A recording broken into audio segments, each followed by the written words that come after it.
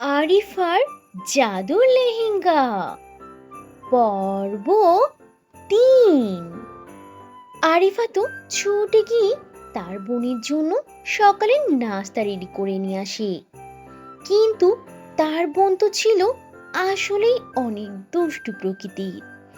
এজন্য তো সে আরিফাকে জব্দ করার জন্য কিছুটা দুষ্টু বুদ্ধি বের করে, আর সে তার হাত থেকে খাবারের প্লেটটা মেঝেতে ফেলে দিয়ে জোরে চিল্লিয়ে চিল্লিয়ে কান্না শুরু করে দেয় আর বলে,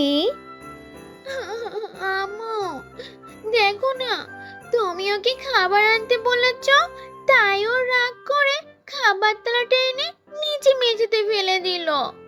আসলে ও আমাকে একদমই সহ্য করতে পারে না, আমার সাথে সব সময় হিংসে করে। দেখো না, তাই ও এমনটা করলো। আম্মু, আমি এখন কি খাবো? আমার তো অনেক বেশি ক্ষুধা লেগেছে, আর পেটের মধ্যে দেখো ক্ষুধায় জ্বলছে। কি খাবো আমি এখন আম্মু? তুমি ওকে কিছু বলবে না? আকস্মিক ছোট বোনের এমন ব্যবহারে আর এসব কথা শুনে আরিফা তো কান্না শুরু করে দেয় আর বলে, না না আম্মু, আমি বোনের থালা ফেলে দিইনি। আমি তো ওর জন্য মজা করে খাবার রান্না করে দিয়েছি, আমি কেন সেটা ফেলে দিব? আমি তো ওর হাতে খাবারের প্লেটটি দিয়েছিলাম, আর খাবারের থালাটাও ওর হাত থেকেই পড়ে গিয়েছে। আর তাছাড়া এত কষ্ট করে খাবার তৈরি করে ফেলে দিব কেন আমি আম্মু? তুমি বলো।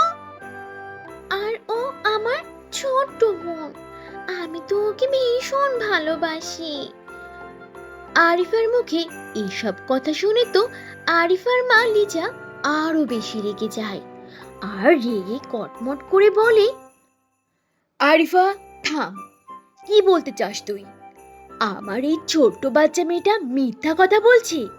ও কি তোর মতো মিথ্যাবাদী নাকি? হ্যাঁ, তুই ওকে মিথ্যাবাদী প্রমাণ করে দিচ্ছিস।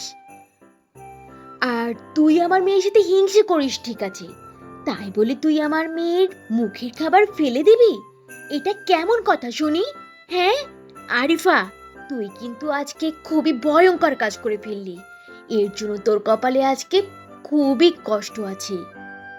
আল্লাহ জানে এই অসহায় মেয়েটির কপালে আজ কি না জানি দুঃখ আছে।